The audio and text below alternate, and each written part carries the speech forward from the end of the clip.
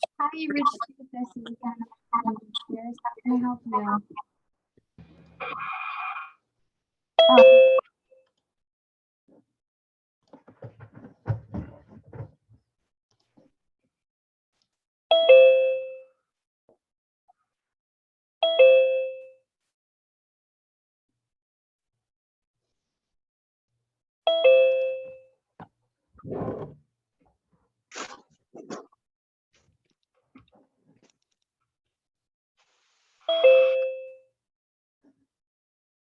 Recorded.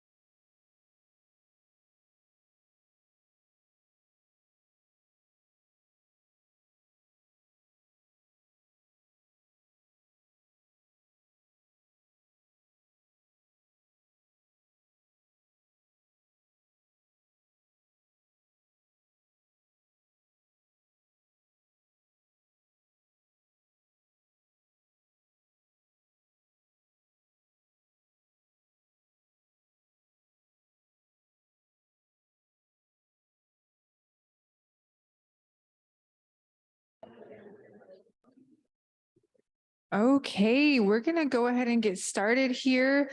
Ask our next panelist to come up.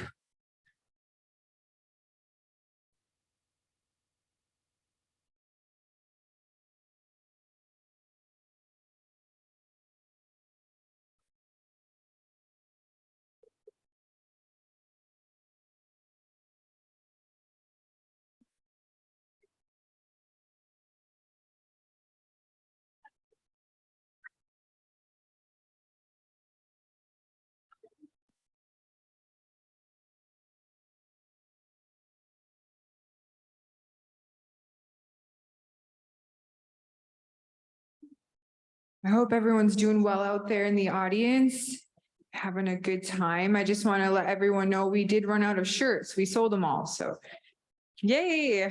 But they're still for sale online and that information is in your program. So please, if you're thinking that you want one of these awesome shirts that showcase the beautiful Ojibwe floral from this Great Lakes region, you can get them online as well. Thanks. It's an honor to introduce our next panel. And I'm just going to give them a minute to get up here.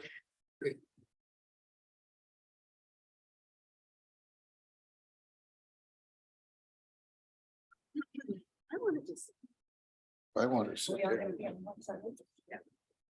We can't remember this. Who wants to sit here? Oh, there is something to drink up here.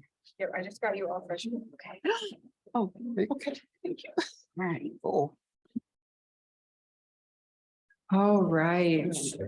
Well, this is just a true honor for me to introduce this next panel.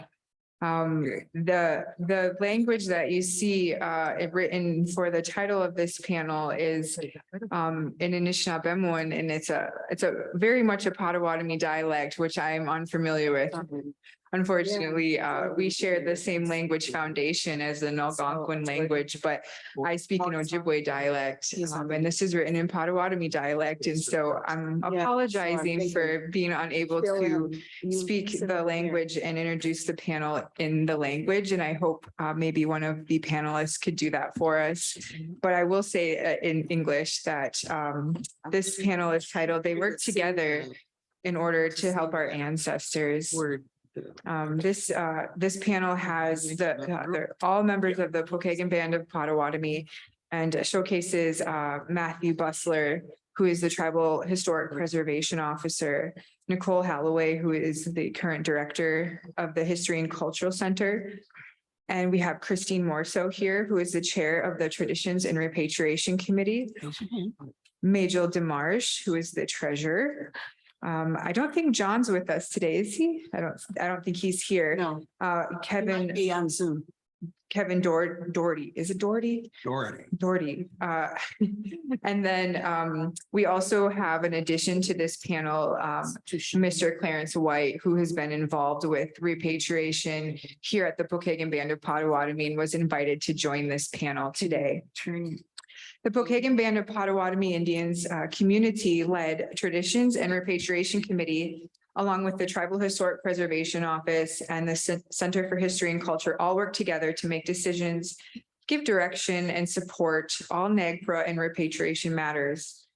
This panel will help you learn about the history and the development and success of this model that the Pokagon Band of Potawatomi has, and the importance of keeping elders, knowledge keepers, youth, and traditional practitioners involved in the repatriation process.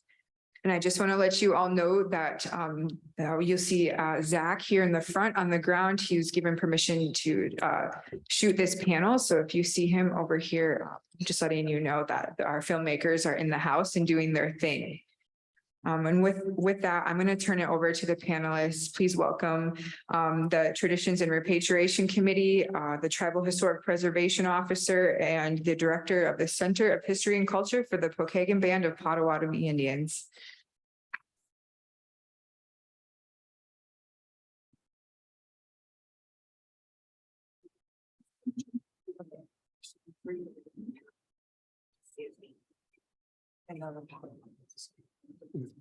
Right. Do introductions? Introductions. Yeah. Bonjour. Do I have to stand? I don't have to stand. Wow, we can hear it. I have a question. Denishnabin Mina Christine Morseau Ejnakajian. Potawatomi Nishnabindow, Nizhokmëwawat and Dodam, Pokagon Band, Ejnabindagzian, Dwajak, Michigan and Daughtery, Nishchet and Gom, Zenba Odan and Dada. I'm from, my name is Christine Morseau, which I already said. I'm not going to tell you my name unless you know me, my Indian name. I'm Wolf Clan. I was born in Dwajak, Michigan, and now I live in South Bend, Indiana. You. Abojo, Scopiana Clan Deshnakas, Chiqua Ondode and Bodway, Wadmin Quenda, Mina, Hodnishoni and down. Onayotiaga, Oguli, Nogay, the Lord, Pokagon to Ben Douglas, Dwajak, Edayan Odopi. My name is Majel, Winchester Williams, Skinador Green, Quigno, Demarsh. Those are all the family names, my ancestors that I wish to honor at this time in this place.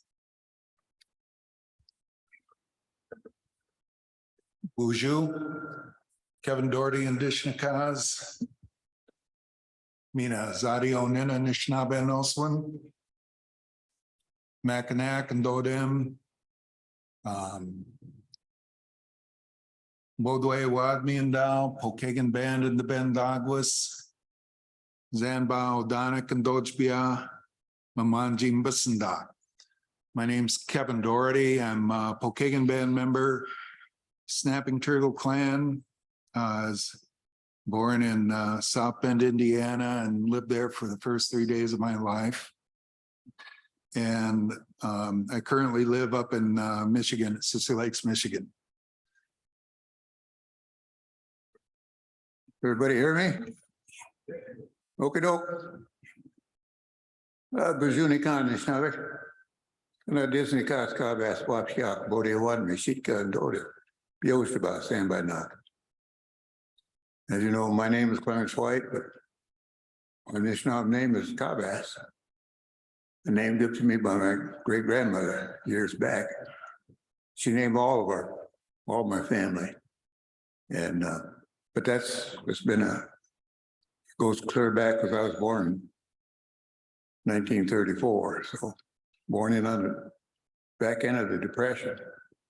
So I've been around here for a few years and when you talk about repatriation, I know that we all here had one of our elders teach us how to respect these items that we get. And so he showed us how are you supposed to deal with these people, you know, because sometimes when they get them and they go to the different parts where they study them and whatnot, you know, a lot of universities. And a lot of times private families would open up the situation too, because they may find, you know, a burial spot on whatever the plot they have. Like down where I live down there by the river, it's just north of me, there's quite a few so-called mounds, and so people buy up around in there, and now they want to add on to whatever they bought, so they have to dig up some of that part of the land once in a while to bring up with some you know, bones. And of course, you know about when they do that, well, then they have to report that to the federal, to the authorities. And so sometimes they hang on to them, you know. And sometimes that's not always good. And so whenever they do these things, and so they bring it to us, and we try to give them the right burial and try to figure out what items go into that reburial, you know. And so we try to put in the articles that our elder has showed us how to do, you know. And there's several different items that we put in there. And I won't go through the whole thing, but you know, like they give you a plate, some utensils, and maybe a knife, and whatever other items that we get to put back in there. And then also we put in some you know, food, medium, so that spirit can relay that onto the ones that they come and process it, going to that western door.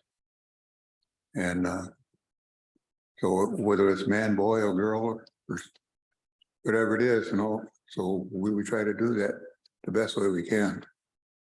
And so a lot of times if it's a warrior, sometimes we'll put in a pipe. But normally if it's a man, and sometimes we can't tell, you know, whether he's a veteran or a warrior or whatever, you know, so we do the same situation with them, you know. And so this way here, that spirit runs into different spirits on his way to his rejourning, you know. And so we think that this way here, that we can help that spirit continue his journey, because whoever dug it up or whoever they bought it from, you know, disturbed that. And so we take really pride in doing what we do. And we know that Kashemdo, I mean, the Great Spirit, he's going to look down upon us in that right way. But there's so many other things that come under this compass of that, and how you go about doing that, you know. And I know that for some of the younger people here today, have never had any experience with it, but I've got a good idea about what the people are doing here recently, and I think that's good, especially when I hear about the Tiglets, how they do with their people, you know. And like I said, I've been around here for a few years, and I've had a lot of experience with some of our local tribes and some of the ones that are distant. And way back when, we used to travel quite a little bit. My elder that showed me how to do these things, and it takes a special person. Not everyone has that, you know, has that way of doing things. So, but anyway, I think my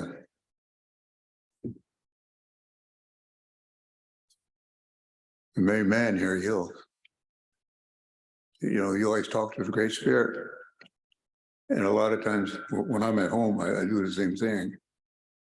Normally, you burn sweetgrass or sage or whatever items that you had to do with this, so I always keep all that with me. And whenever I do my pipe ceremony, I try to do that too, but sometimes you always talk to the Creator. You use a mikwin. This way here, they say that the things that you say are true, and the things that come from your heart goes to the Great Spirit, because you're teaching people how to do things that maybe you don't have that right experience in how to do that. But like I said, I've been around here for 88 years, and all those last few years, I have been out of the circulation due to my health and whatnot. And my wife, she passed away, and she's been gone now for 8 years. Anyway, so these are things that we all kind of experience, either from us or from other people. And we've been in charge with some of our other Anishinaabe people that live south of me here, and some of the Miamis. I was once on their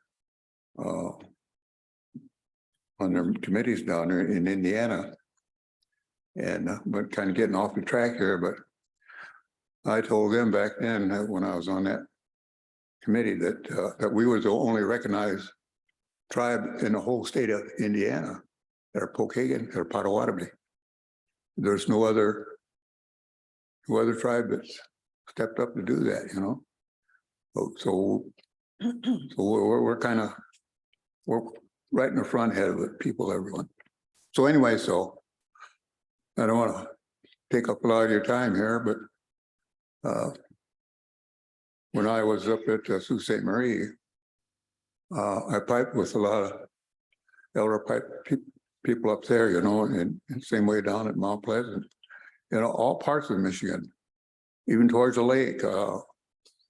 I once knew some of the people here that know the shallow folk out, and their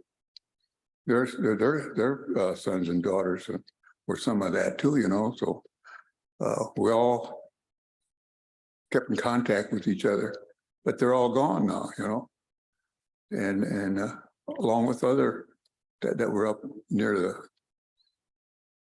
the center part of Michigan.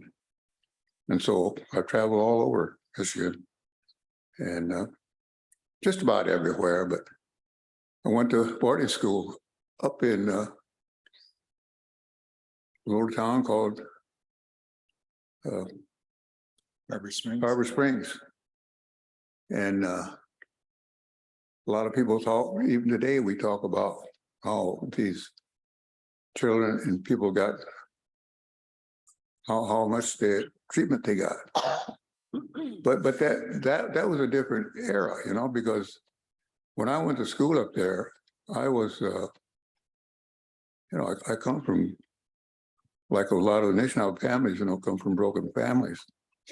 And my dad, he was a hard worker, but when he was working, he was good.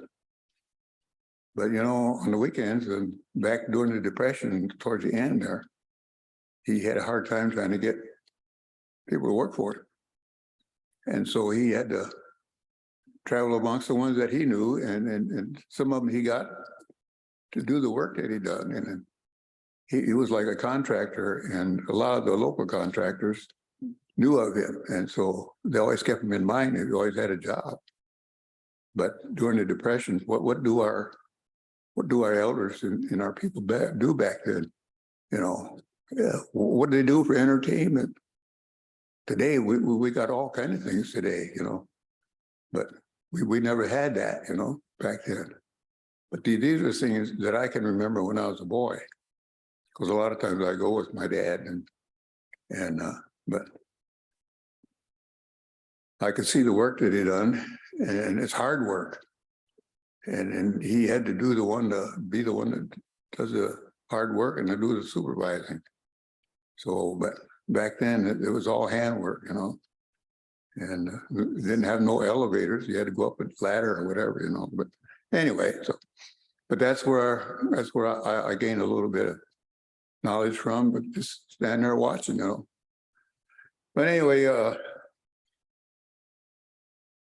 lot of times the people would say, you know, is that your son? He says, oh yeah.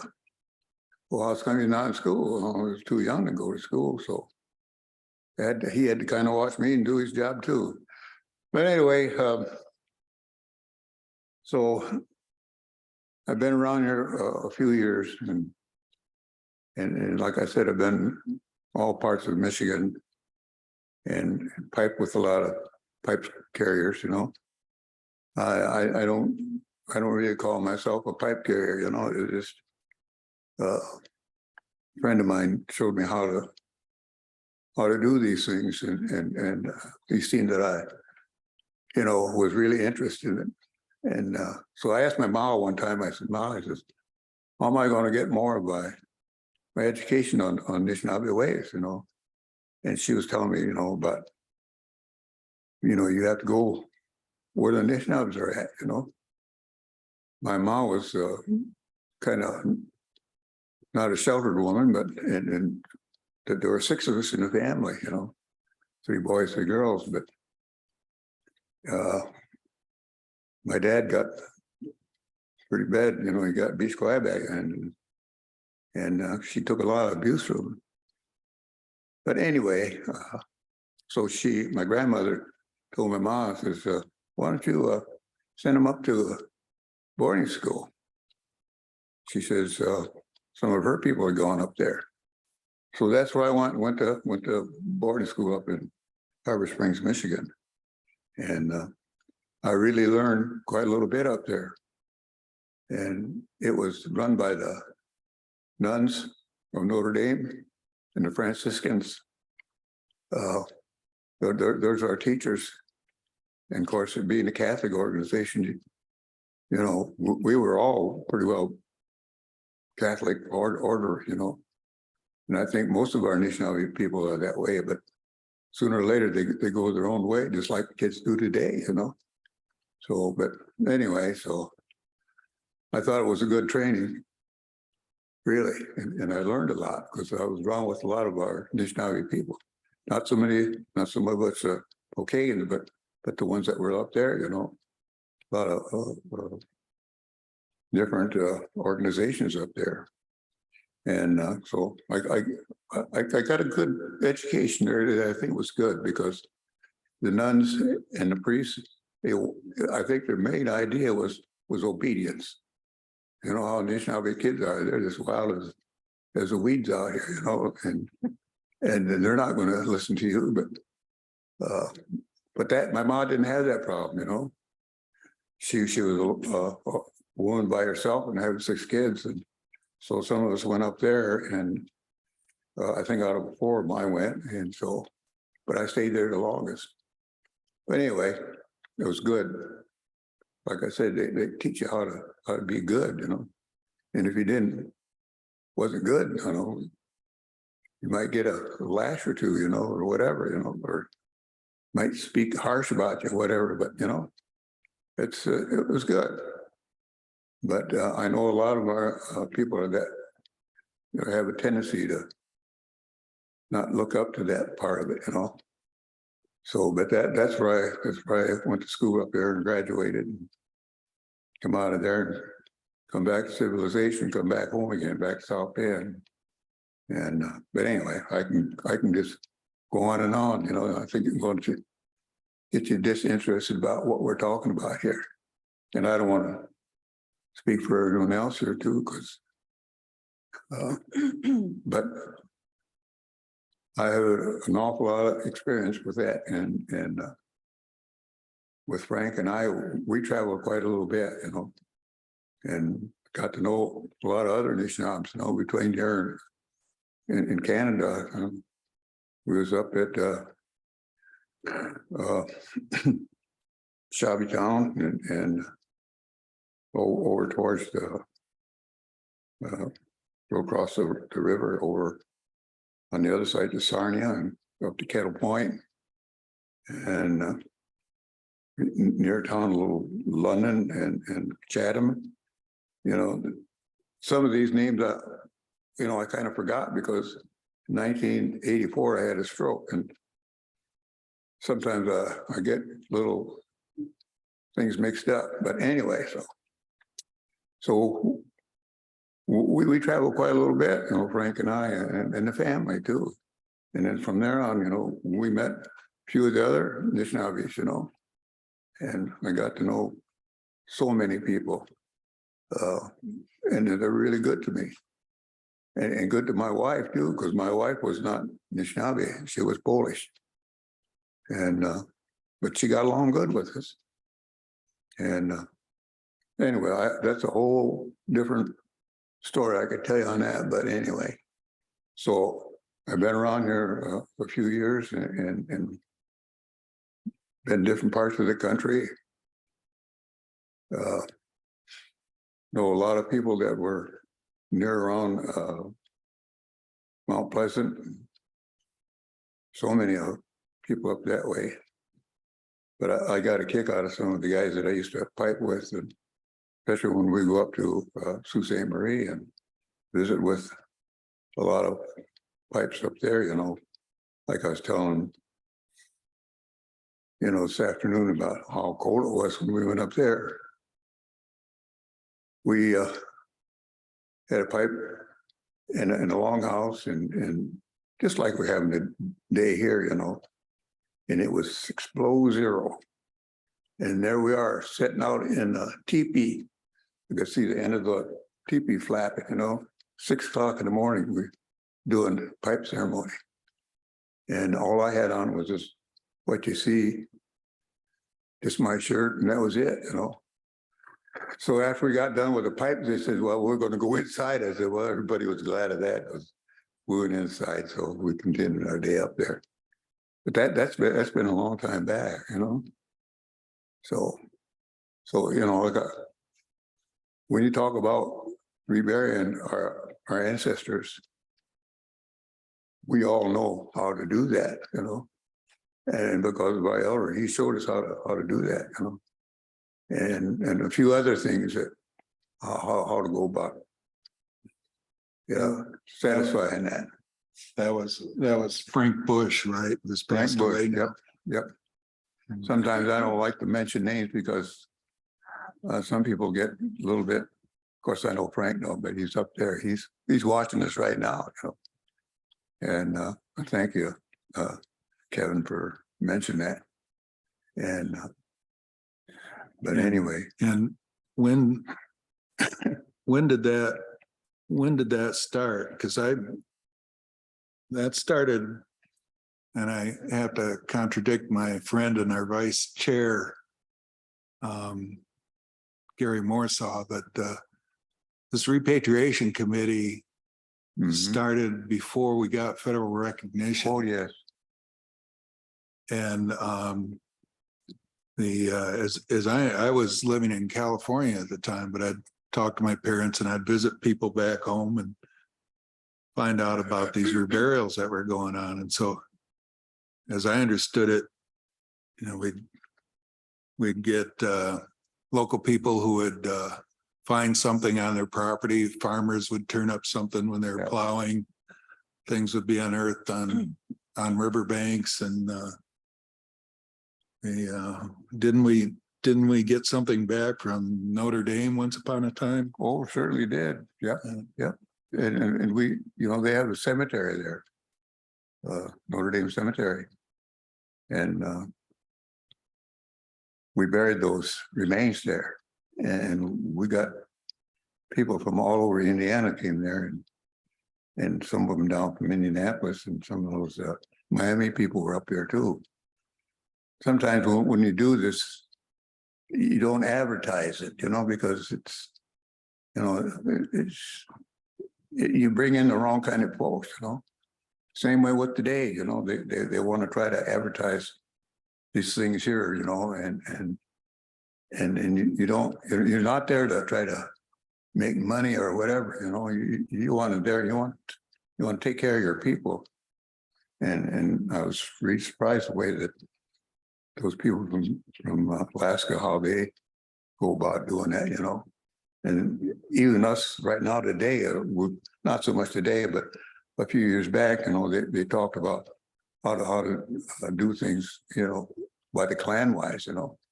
But how many young people know about the clans and what their clan, what their duties were? Same with Potawatomis, you know, we all had clans. So to me, that's a whole different ballgame. And somebody don't know a whole lot about that, you know. But my God, other people say, well, that's a good way, but are you going to be the one that's going to instigate that? Yeah. So who else was involved there at the back in the early days when we started doing this with the committee? Who else was involved? Oh, we had quite a few people involved with that, you know, and some of the ones from down in Indianapolis, you know, some of those Anishinaabes from down that way, you know. We've had different ways that we're going to bury these folks, you know. And sometimes we had to. Now that they're trying to get a place to bury it, you know, so well, we don't put them in no place where were they going to be redug, and so we had to go to a cemetery that, you know, that we could use, and sometimes they weren't too apt to give us a spot, you know. But anyway, so some of the people from down at Indianapolis. And most of them are not, well, I hate to say it, but I call them wannabes, you know, they want to be this, want to be that, but, you know, when you be a true Anishinaabe, you know where you come from, you know. But it was quite a group of people down that way.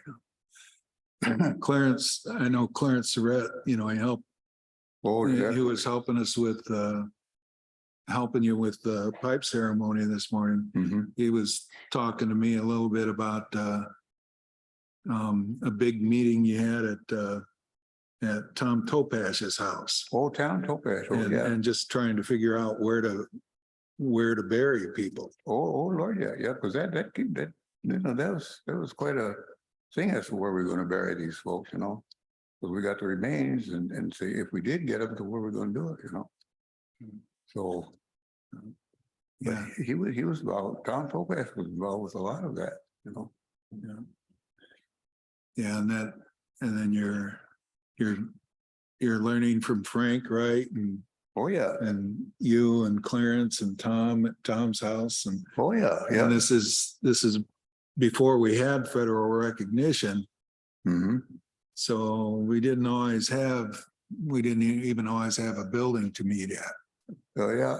A lot of times when we do our ceremonies, we had to, you know, back during the 70s, I think, 73 or somewhere there back in there, you know, it was against the law to do any kind of a Anishinaabe ceremonies, you know. When you talk about going underground, that's where we were. We were down. We go to Frank's lot, you know, go to George Martin, and we would have our ceremonies, you know. And, some of the other people I remember hearing talk about being involved were John Moran and definitely, Bob Moody. Yeah. Dan Rapp. Dan Rapp was one of the main guys that we hung with, and he was really good. You know, we miss that guy a lot, you know. And that was part of her kinfolks, you know. And Dan was a Irish Anishinaabe buddy. Yeah. And Greg Ballou and Jeff oh yeah. Yeah. We had a regular team back then, you know, that we could rely on, and you know, especially when you had to dig your own hole and stuff like that. You know, they furnished cemeteries would furnish a spot for you, but you know, you had to You had to dig their own grave, you know. And we had to keep track of all the stuff that we had, you know. So eventually we almost run out of cemeteries. I mean, we didn't run out of cemeteries, but the place to put them, you know. But Clarence Surratt, he was always a part of us, you know. He's Ojibwe, but he grew up on with a lot of my cousins and with Topashes and you know, when he came there, he was just a young man and so they settled in a little town just north of us here, and so he's always been a part of our organization. But some of our people sometimes get a little too proud, and you know, they hate to call on him for a lot of things. But I said, well, him and I, we took up partnership on doing you know, cemeteries and having people do their ceremonies, and so there's quite a bit involved. But a lot of people don't understand that, you know, because when you get around people that are you know, they're in mourning over the ones that passed away, and you feel that. I mean, a lot of that comes to you. And sometimes I told that back, Clarence has asked me, he says, how do you feel? I said, hey, it takes me quite a few days to wear that off, you know. You take some of that grief along with yourself, you know. And so, but he's always been good. Him and I would do quite a bit together. And so when we do ceremonies now, you know, we try to partner up and do the best thing for those people. Yeah. Yeah, that was one of the battles that we constantly had, even after federal recognition, because it took us a long time to get a lot of things. The federal government, you know, even once we had federal recognition, they weren't really they weren't always real cooperative with us. So we're always scrambling around for a place to bury, and our philosophy always has been that try to get those ancestors back in the ground as close to where they came from as we can. Sometimes you're lucky and it's safe to put them right back where they came from. Other times you have to find a place that you know isn't going to be disturbed again. You know, a lot of times we weren't shy about burying in public cemeteries because we knew that there was at least some sort of legal protection. Right. There was some sort of police protection. And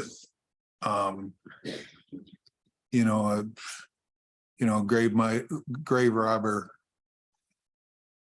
might not care much about, might not hold them up coming onto Indian property.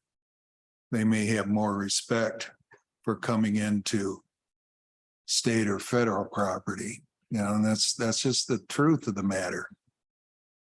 And so that's always a battle. We currently have a good spot on our tribal property. We have a lot of water on our property, and I get emotional talking about water, but I guess it's the Turtle Clan, but those spirits like that water, so we're able to get them close to water. And you know, what we've been taught is that those spirits will travel by the water. And when we have to rebury somebody far from where they come from, and it happens, you know, there isn't a place to put them back safely right where they were unearthed. And so we're forced to rebury someone, you know, and it breaks my heart, but but we know that they're there by the water and that those spirits can travel through that water to where they need to go to. Yep. And I wanted to share just a quick story.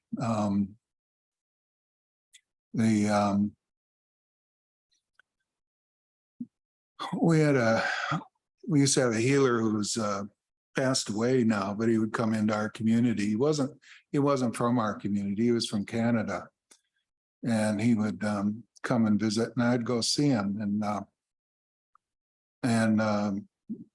you know, I'd ask him, you know, well, I've got some problems going on, and you know, some things are bugging me, and so one time I went and talked to him, passed him tobacco, and he prayed on it. And so he's coming from Canada, and he told me he didn't know that he was coming in cold. He was in Canada the day before, and he told me, he said, "You've got some ancestors in one of your buildings, and you're on that committee, and it's your responsibility to get them back in the ground." And he said, they're not bad. They're not trying to do anything evil.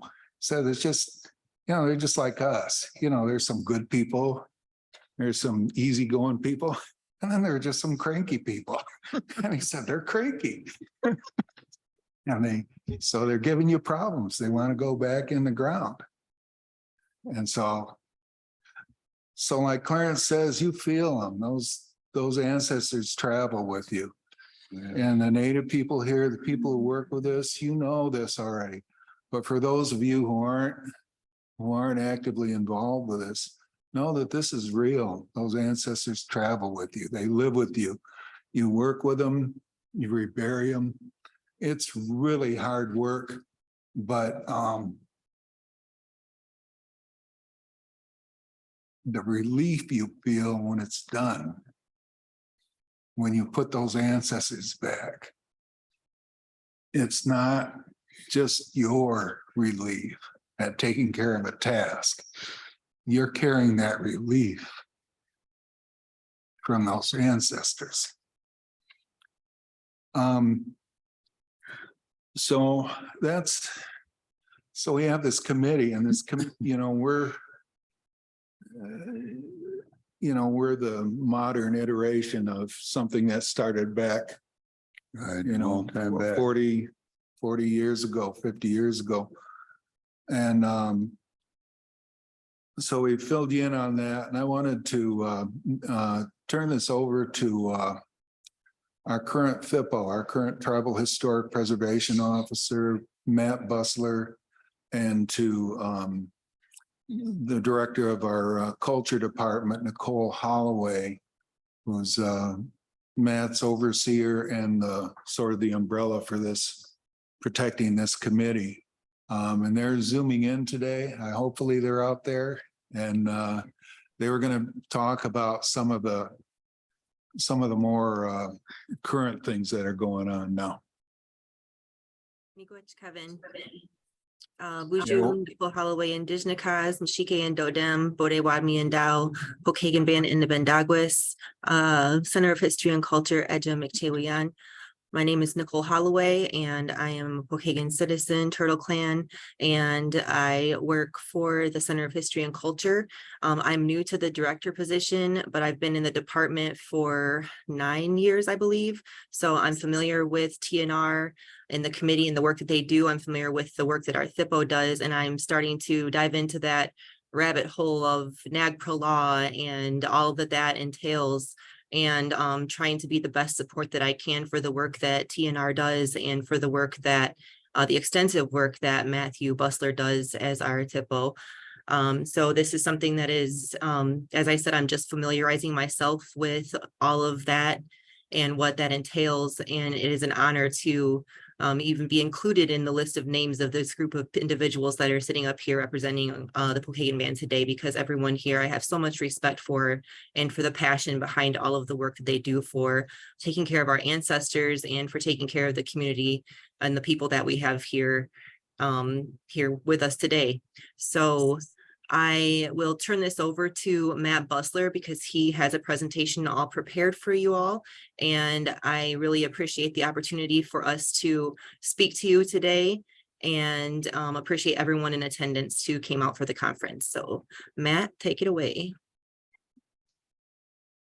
Miigwech, Nicole. So Buju Jayak Ginwa, Matthew Bussler and Dijnakas, Bodwe Wadmi and Dao, Begegnaniak and Deban Dagwas, Mishika and Dodem, and Dwajayak and Dochpia, and Dwajayak and Da Oropi, Tribal Historic Preservation Office Wwithmiktthéwimdëwêk. So my name is Matthew Bussler, and I am a Turtle Clan. I am a Pokagon Band Potawatomi citizen, and I was blessed enough to be born and raised in our ancestral homelands of Dowagiac, Michigan.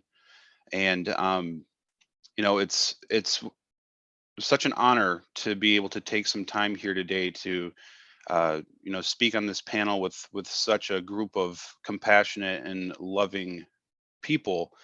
We've been working with each other for about 4 years now, as very closely, the Traditions and Repatriations Committee and the Tribal Historic Preservation Office. We have 3 NAGPRA designees, myself, Christine Morseau, and also Nicole Halloway. And so on top of all the Tribal Historic Preservation Office, National Historic Preservation Act duties that I am responsible for, I also am, you know, honored and humbled each day to work on behalf of our ancestors and our tribal communities throughout Turtle Island.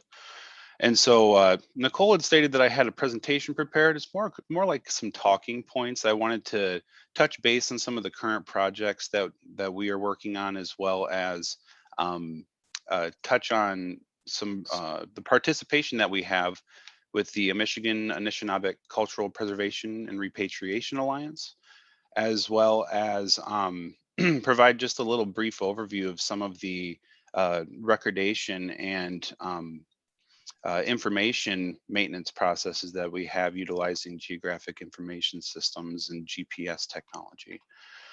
And so just first off, I want to say Chumigwech, or, you know, big thanks to all of those who are on the panel today representing the tribe. I also want to say Chumigwech to the Association of American Indian Affairs and all of you that are in attendance today participating in this extremely important conference, as well as you know, promoting this unparalleled importance work. I think that it's not every day that you get to experience not only the you know, the reparation or the liberation of all of our ancestors and their belongings, but also to be a part of the healing of communities throughout the entire nation. And so it is, you know, it's just my honor to be here. And so I did want to mention that NAGPRA, or Michigan Anishinaabe Cultural Preservation and Repatriation Alliance, is an alliance of all the federally recognized tribes of Michigan who coordinate NAGPRA efforts to ensure that repatriation and disposition of ancestors and their belongings occurs in the most appropriate and expedient manner. It's a blessing to have an organization like NAGPRA to collaborate with. This forum, it eases the process of vetting out important issues related to NAGPRA. In one meeting space, we can rapidly decide as a team who handles what repatriation.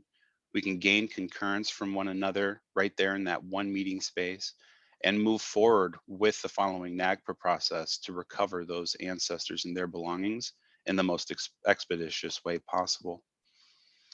And, you know, NAGPRA to me really represents unity. And so when controversial issues arise, we can call to order special meetings to discuss our perspectives and overall approach to addressing those issues And once consensus is established, which happens dynamically because we work so closely together and we always have an open door policy with one another, that NAGPRA can comment, consult upon, and make recommendations with a unified voice of all the Anishinaabe of Michigan. That level of collaboration results in organic transparency, increased efficiency, and a strengthened community. And so I just wanted to take a moment and make mention to that quality relationship, and just want to continue to thank Kashamnado, the creator, for allowing us to do the work that we do on behalf of our ancestors. And so to continue on with some of the current projects that we are working on, the Pokagon Band of Potawatomi has been brought to a very interesting situation within the past almost 10 years now, regarding a NAGPRA case that was just south of Indianapolis, Indiana, a man named Don Miller. And so Don Miller, he was an amateur archaeologist from Rush County, Indiana, who spent a substantial amount of time traveling around the world excavating ancient artifacts and human remains for his personal collection, which amounted to upwards of 42,000 items. It is said that Miller illegally or improperly obtained more than 7,000 artifacts found to violate state, federal, and international treaties. Miller obtained a stunning 500 minimum number of individuals during his multi-decade amateur archaeology obsession, which included many Native American ancestral human remains. As the only federally recognized tribe in the state of Indiana, the Pokagon Band of Potawatomi Indians was made aware of the Don Miller case and participated in a tribal consultation with the FBI in April of 2014 in Indianapolis, Indiana. And so the Pokagon Band had multiple representatives participate in the consultation to discuss how to handle the repatriation of such a vast and diverse collection of ancestors and belongings in the most appropriate and expedient manner. But what posed the most difficulty was the fact that Miller stored random parts of the ancestral human remains in various boxes with no archaeological or archival notes discerning one individual from the next, making it near impossible to complete the cultural filiation process without performing unacceptable and highly discouraged destructive DNA testing. This resulted in the necessity of tribal communities stepping up to handle the repatriation of the culturally unidentifiable individuals on behalf of all the communities the ancestors were associated with nationally and internationally. And the Pokagon Band has happily committed to accommodate this request, since we are in such proximity to the collections and have the space and resources for an appropriate reinterment. And so since the tribal consultation in 2014 held with the FBI, several successful repatriations to tribes occurred with the assistance of Dr. Holly Cusack-McVeigh. She's an associate professor of anthropology and museum studies at Indiana University, Purdue University, Indianapolis. The FBI and Dr. Cusack-McVeigh presented on the Don Miller collections at many national conferences, including the AAIA Annual Repatriation Conference and the Association of Tribal Archives, Libraries, and Museums Conference, to bring as many tribes to the table for consultation as possible in one venue. They even prepared an online archive listing all of Don's collections, excluding human remains, for people to view and claim affiliation to. Excuse me. And so Dr. Cusack-McVeigh assisted in the process of coordinating and participating in informal dialogue and formal consultation with tribal historic preservation officers and cultural leaders, particularly in the Great Plains and the Southwest regions, resulting in repatriation to several tribes. And in March of 2020, I was personally contacted by Holly Cusack-McVeigh regarding the Don Miller case. And her intention was to reignite the conversation that was held between the FBI and the Pokagon Band in 2014. Dr. Cusack-McVeigh roughly stated, as this case comes to a close, there will be ancestral remains that we will not be able to identify by tribe or region. It remains our hope that the Pokagon Band will help us with this final step.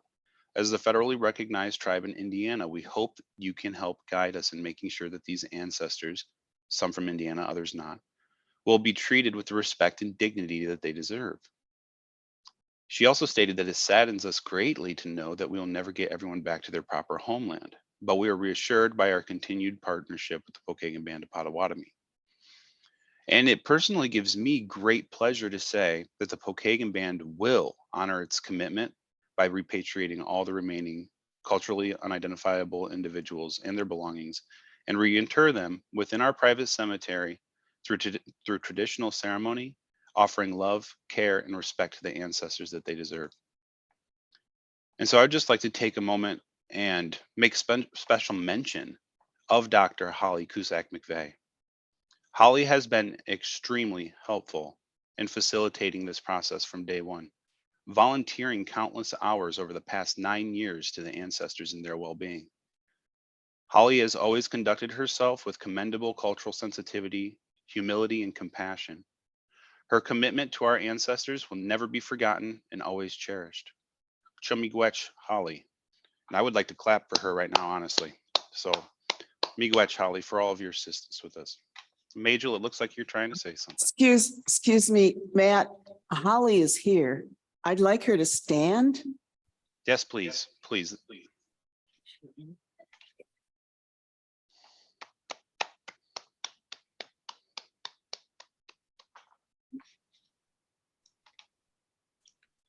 And so at this point, to bring everyone up to date, we are currently coordinating the retrieval of the ancestors and their belongings and look forward to returning the ancestors to the womb of Mother Earth within the next month or so within our private cemetery. And so with that, in conclusion of this specific aspect of the presentation, I would like to say miigwech, or big thanks to all of the tribal communities throughout Turtle Island, Dr. Holly Cusack-McVeigh, and the Pokagon Band Traditions and Repatriations Committee for assisting in this extremely complicated process. It has been a blessing to be a part of the long-awaited liberation of our ancestors, their belongings, and our cultural heritage. I feel so honored to work on behalf of our ancestors, and I'm committed to the repatriation of the remaining individuals being held captive in institutions around the country. The time is now for justice and liberation for all our ancestors and to begin the healing process for all the tribal communities throughout Turtle Island. Ahau, miigwech.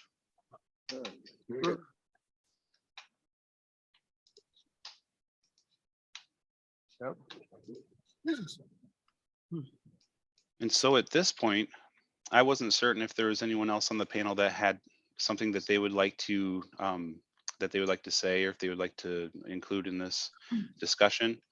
But I was requested to kind of touch briefly on a couple of our technical processes.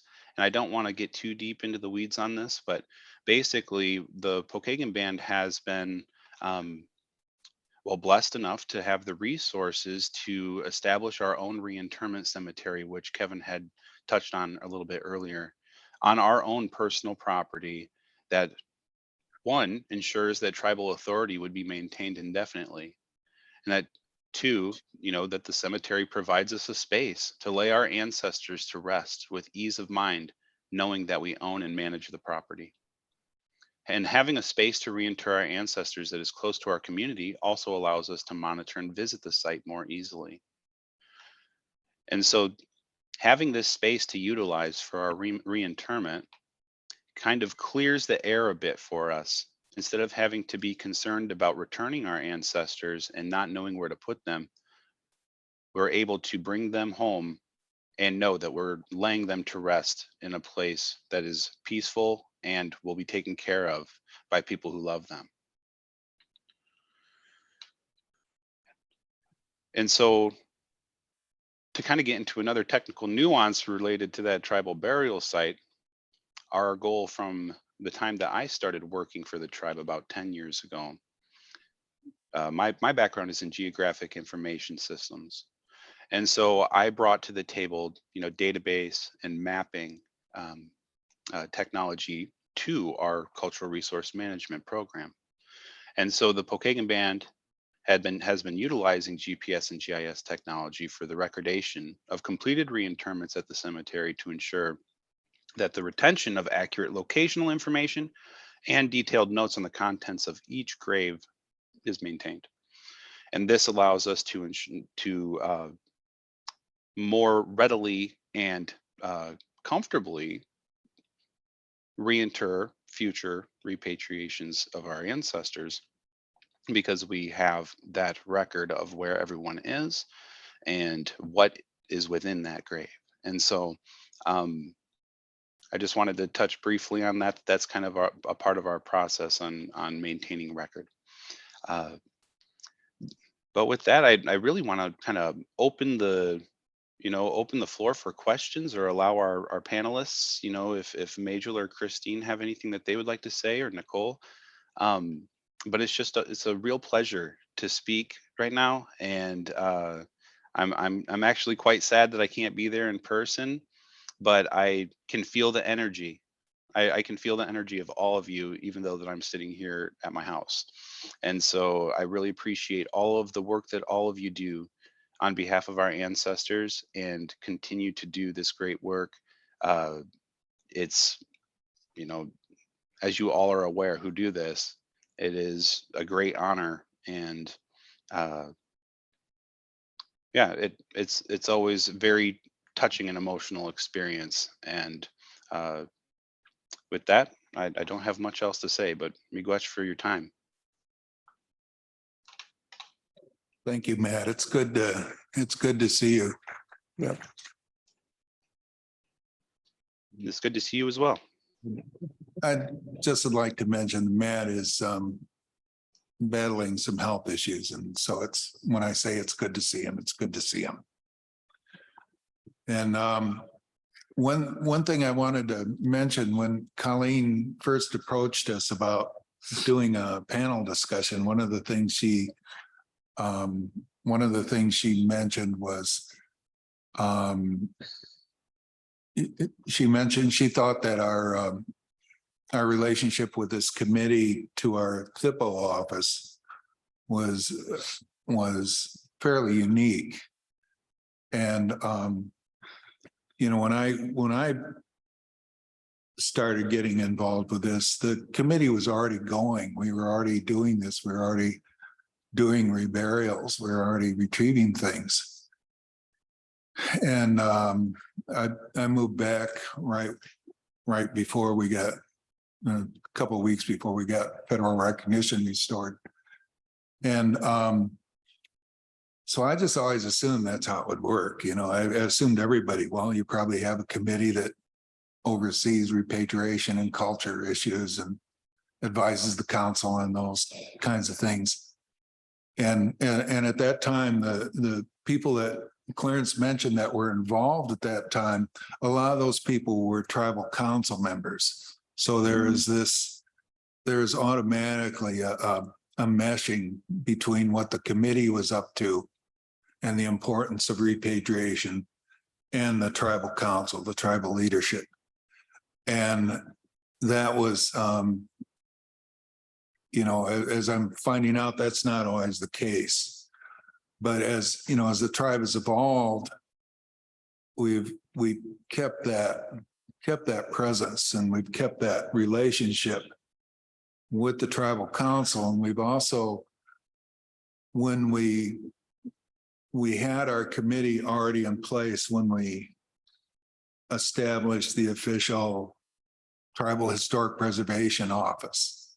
So it was automatic that an existing committee meshed up as the advisory body as required by the National Park Service for that THPO position. So we just built, all those things were built in. And myself, I didn't know there was another way to do it,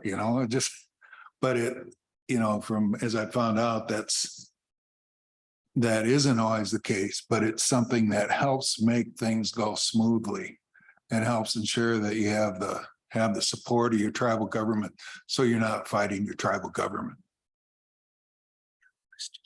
Yeah, I'd like to say a few words here again, but I see Clarence is patiently waiting over there, but I'd like to give, Igwe to our two other Anishinaabe people here on our board here, especially Majel and Christine. Sometimes I have the name with time with mention names, but anyway, I'd like to give a special thanks to my Anishinaabe gal over there, Andy Jackson. She's been a mainstay with us in Clarence also when we repatriate and put these remains back in the ground. Because at one time we didn't have a woman on our end, and it takes that men and women together, to put this thing together. So I'd like to say thank you to each and every one of you for being up here today, and I didn't know that we were going to be any part of this, because, like I said, I've been into it from way back when, and like Kevin says that he came from California, which he lived over there when he going to California, went to school. But anyway, so it's been good, and I think we are a good team to put these things together. So I'd like to say Igwe to all of you here and to our Anishinaabe gals here, But so that's my last say for today, and it's good to be amongst the people here that's interested in these things. And again, with Matt Bussler, the way he said it too, he has a way of putting things in the right perspective. And we're just one of the ground people, so we do some of the hard work, but he does a bigger part of it with the paperwork and whatnot. Kevin used to be in that spot too until things started to get a little bit hairy. But he Until I got smarter. But he done all the paperwork. He done the heavy work, and we've been down in and out. I don't know how many times, and drug back a few of those remains and put them in the ground. And some of it was a pretty heavy load. Sometimes we were down there 2 days, just rewrap it. Oh, here you go in. Son. Honey.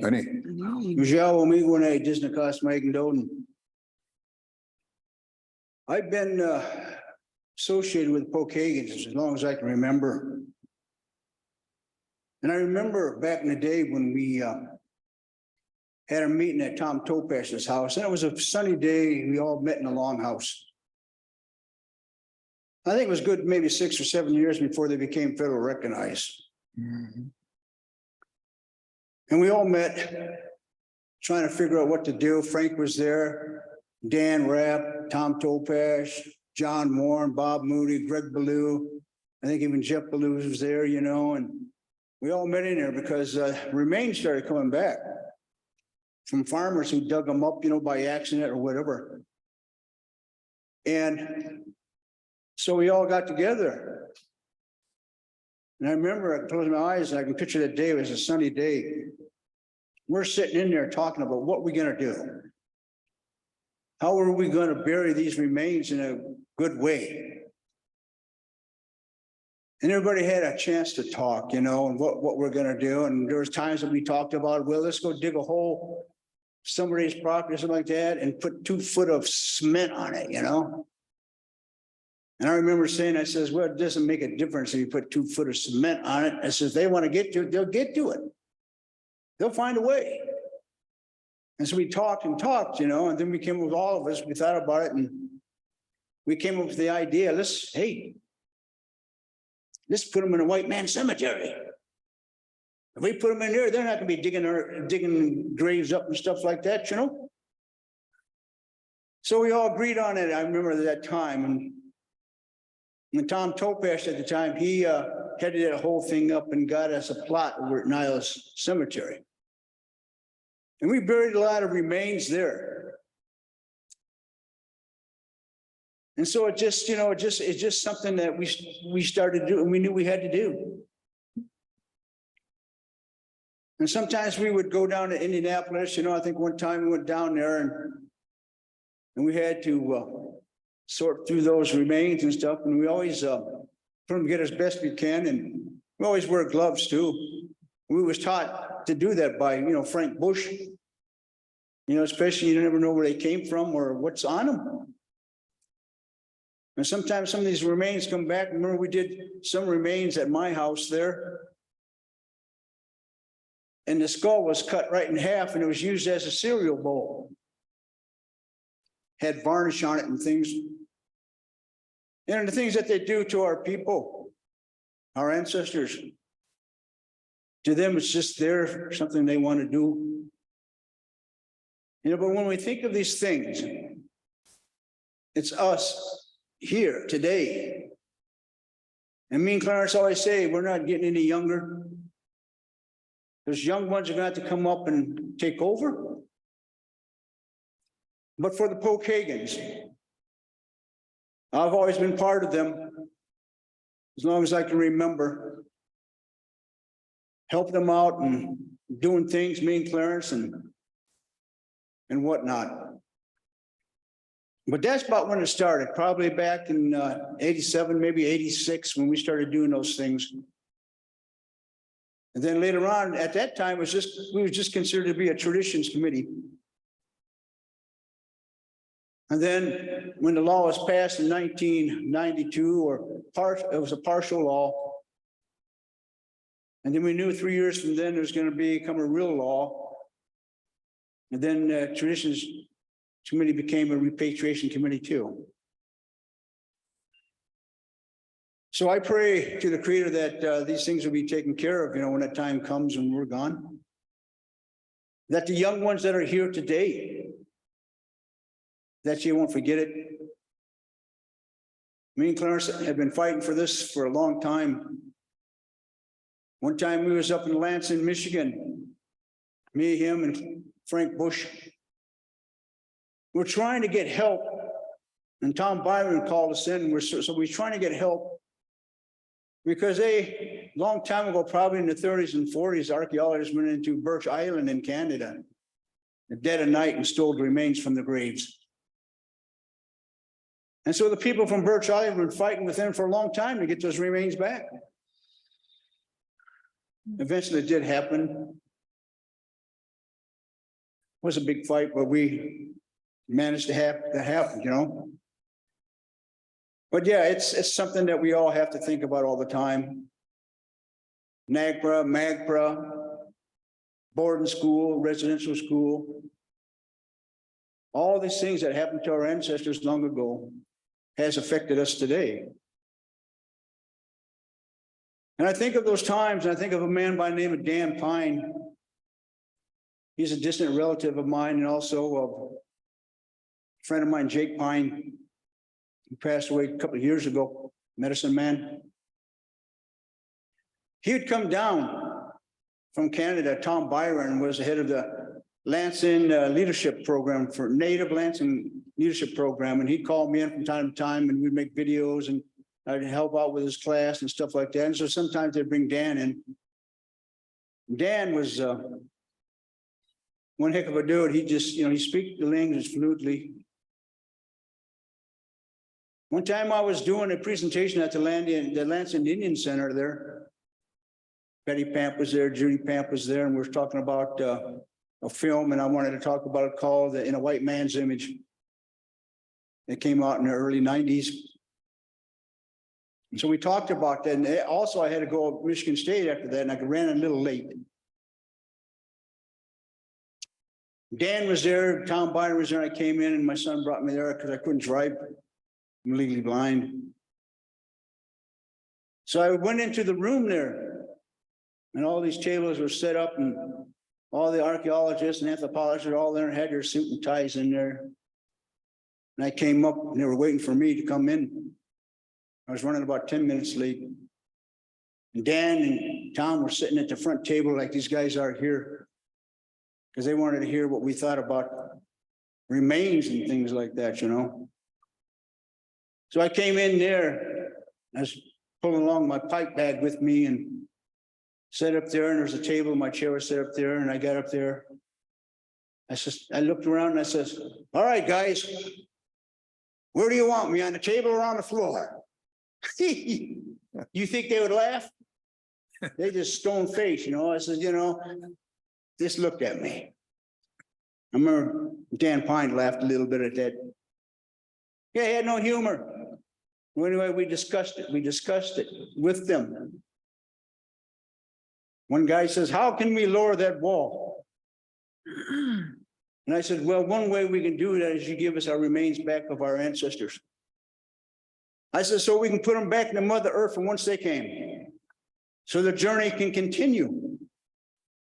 And we went on and on and on, me and Dan, Tom Byron, talking to those guys.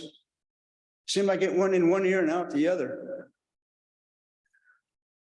After an hour and a half, it was over with, and I remember I went out into the hallway. This one archaeologist came out and he goes, Clarence, how can we lower that wall? I said, didn't you just hear me in there? He goes, yeah, but how can we lower it? I said, I just told you. And I said, let me relate it in maybe in a way that you can understand. I said, a long time ago, there was a prophet in the Bible. I says, his name was Moses. You remember what he said? He went to the Egyptians and said, let my people go. Let my people go. I says, if you can do that, then that wall come down a little bit more. And he just kind of looked at me and didn't say nothing else, and then we left. But as Clarence says, this is a hard thing to do. There's a lot of things out there that we deal with. Putting those remains, you're trying to put them back together as best we can. Frank Bush was there along with us, helping us out, teaching us things that we would put in there with him. So it started way back. Hopefully, you know, it'll get better. I don't know. But I'm going to leave you with one funny story. My man, Kevin Daughtery. He knows where I'm going.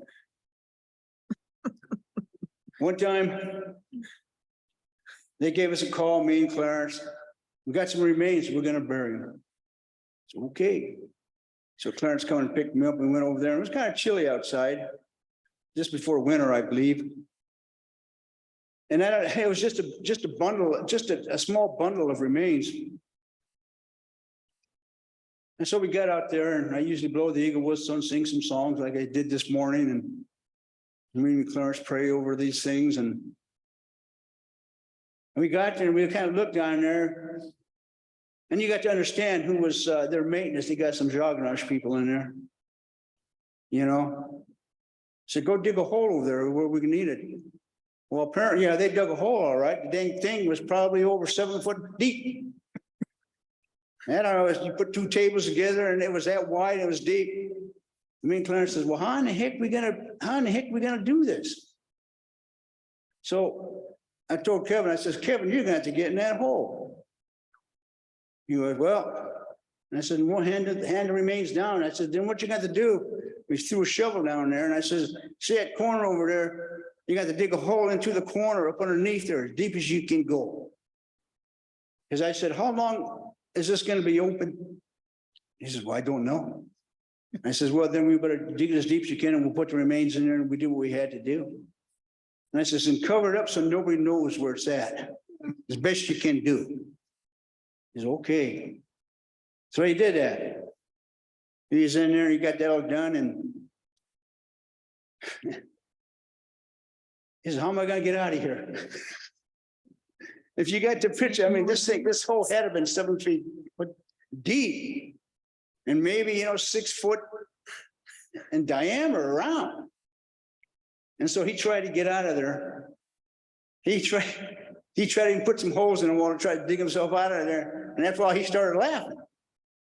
He couldn't get out of there. We tried to help him up, but he was laughing so doggone hard, we couldn't get him out of that hole. He just laughing, you know, we're trying to get him out of that hole.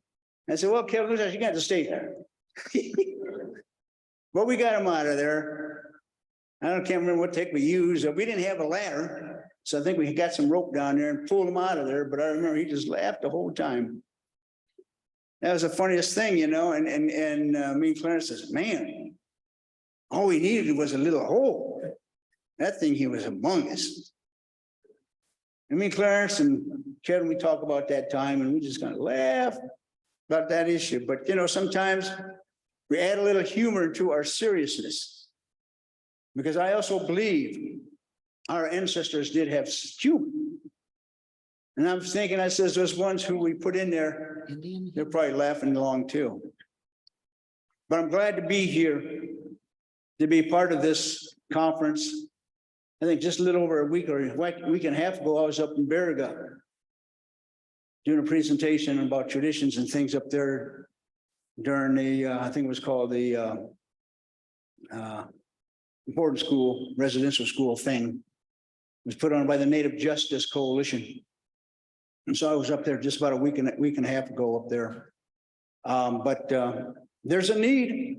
So for this conference, I say miigwech to you all for being here. She miigwech. No. Any.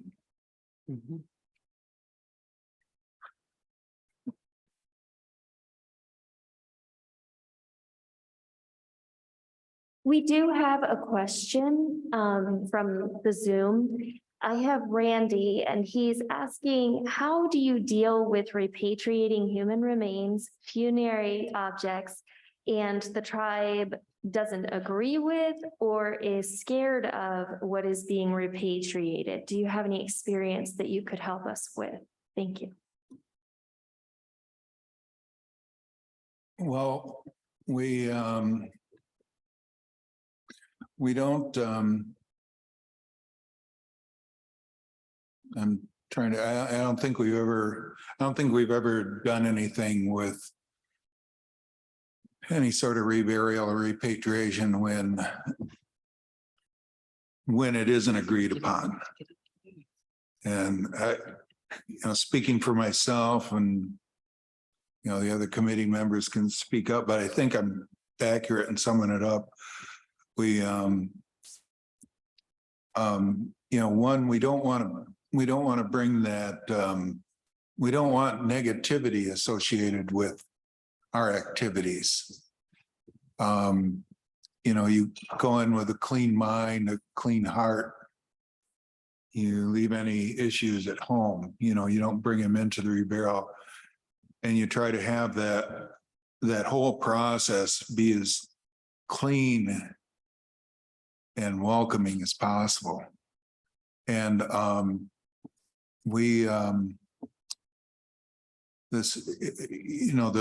Don Miller case that Matt spoke to, we only agreed to do that. The FBI was, with Holly's help, they spent, almost 10 years trying to make sure that everyone had the opportunity to come forward and speak about any of those items or any of those ancestors. So we're only coming in when we've got that approval, and when we've got that okay. And so we I don't think we've ever done anything where people were saying, where anyone was contending,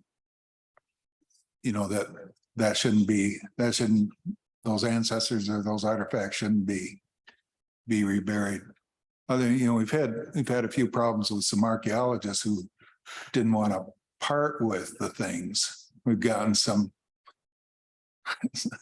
we've gotten a few dirty looks as we've gone and done this work. But, if it's someone else's ancestors, we respect their wishes. We protect ourselves. We believe in our medicines. there's great strength.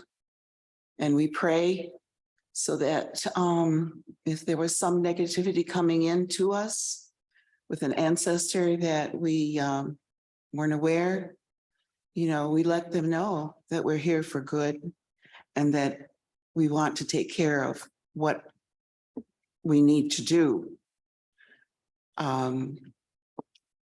As I said, we have our own medicines that we use, our own protection. We're very careful about that. And as Kevin said, we come into the rewrapping, the wrapping of the remains of the items with a clean mind, you know, a clear mind, a good mind, a good heart. But I know myself personally, we've gone to many institutions and brought home ancestors, you know, basically our own, you know, Potawatomi ancestors. And this Don Miller case has kept me up at night because I want my mind to be in a good place. I want my heart to be in a good place because, as I've said before, going into some of these institutions, museums, universities, you go into the bowels of their building and there are these rooms and rooms and rooms of rows and rows and rows of boxes and boxes of artifacts, but remains, you know, and a lot of that you can definitely feel. I'd come home, I was born in Detroit, but the first 8 months of my life, I was here in Dowagiac and eventually went back to Detroit. And anytime I'd come home, which was usually every summer, there would be something, I think it started happening around the time that I started having moons. And it would be like, we'd be somewhere and I'd get this. And I never scared me. Amazingly, it never scared me, but I would get this feeling that spirit was touching me. And I have to say that my cousin, Sid Martin, and her husband, George, they raised some pretty remarkable children.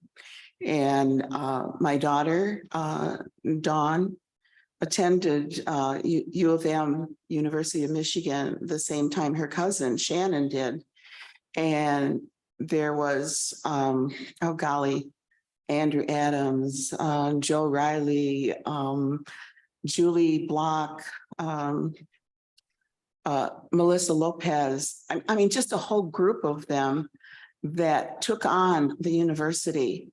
You know, when I think it was Andrew and Joe went into the bowels of that university anthropological department and got to see what was being held down there, held hostage, you know.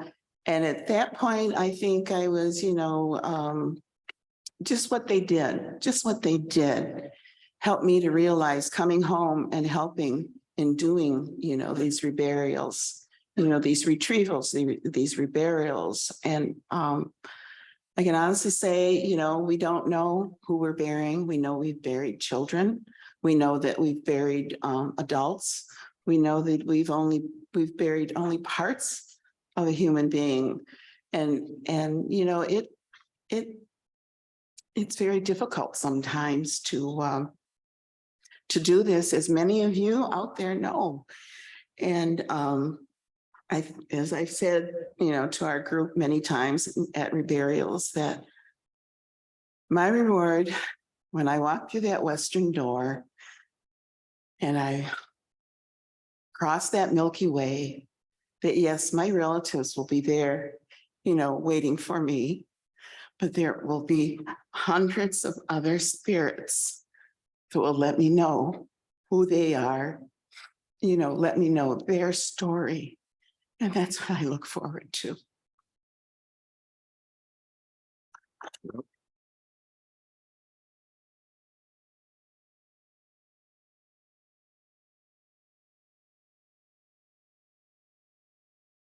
I'm named Dale Anderson. Can I share a short story? It's about the artifacts and things that we have people collect and everything like that. A friend of mine, Gene Reed, he's Mohawk. This was like the weekend after Uncle Frank passed. He come up to me and he said, "Hey, Dale," he said, "I got this belt, this NBA belt from Vietnam." And he says, "I don't like it." He said, "I want to trade something for it." So have you got a sash? You have a sash? You want to trade something for this belt? And most of the time when Gene had something, I usually wanted it, but I didn't want this belt. And I said, "Well, what's going on?" He says, "Well, I keep looking around." He says, "Somebody's following me." And so we talked about that belt, and I talked to my mentor about it. And so what we decided to do was I thought about it that night, and the next day I talked to him. I said, "Gene," I said, "I think what the problem is I said, there's some NBA soldier walking around holding his black pajamas up because he doesn't have his belt. You have his belt and he wants it back." Plain and simple. I mean, it was just so logical, you know. And he said, "Well, he's following me around." I said, "Well, give it back to him." He said, "Well, how do I do that?" And so I took the belt from him, put some tobacco on it. And as soon as I put the tobacco on it, Jack Chambers, my mentor, he says, that was the first right thing that had to be done, was put some tobacco on that. And then that spirit wasn't going to bother you anymore. He said, then, so I went out into the community where I live in Portage, and there were some Vietnamese people that had stores, you know, on Westnedge. And I went up there and I asked them, "How do you take care of your dead? What do you give anything to them when you pass them on, when they cross over?" So yeah, we do this, and this. And so I told them what was going on. And so some of the storekeepers give me things to put in this little bundle. And so we wrapped the bundle up, dropped the belt up, and we went to Gene's house up in White Cloud. And Gene's place has always been a neutral zone. It's always been neutral. And so he said, "Well, what do we do now?" I said, "Now we bury this. Now we bury it by your stream that ran just behind his house." So we buried that belt and that little bundle to send that spirit on its way. And Gene never had another problem after that. Which, Oh.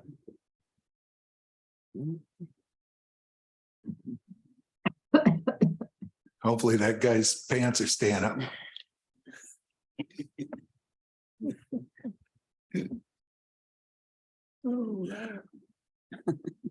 Before Colleen closes, I just wanted to let you know that you guys received a lot of heart emojis in the Zoom, and I really wanted to send those to you because I know someone even stated in there that medicine is sometimes hard to feel through the computer, so I'm sending it your way.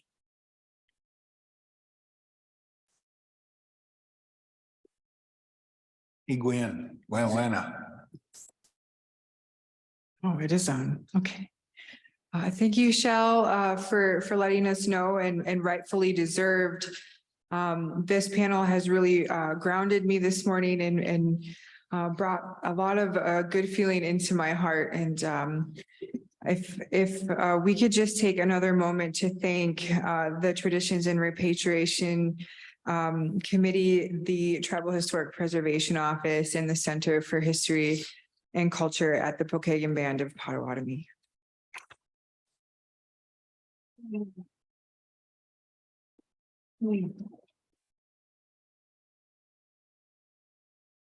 There is no word in Anishinaabemowin, our language here, for the word honor, but if I could just say that you all have been leaders in Michigan, leaders in Indian country for repatriation, and it is such an honor to know each and every one of you, to have done ceremony with you, to have sat in circle with you, to have broke bread with you. It means the world to me, and I look up to each and every one of you. And we support the work that you do and appreciate all the help that this committee gave for this conference.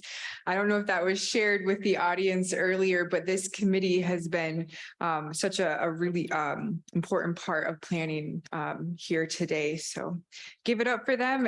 Thank you all.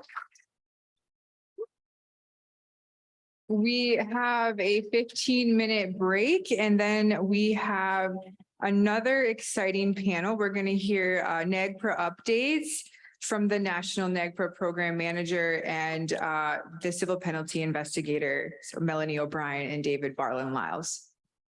Thank you, everybody, and we have a 15-minute break.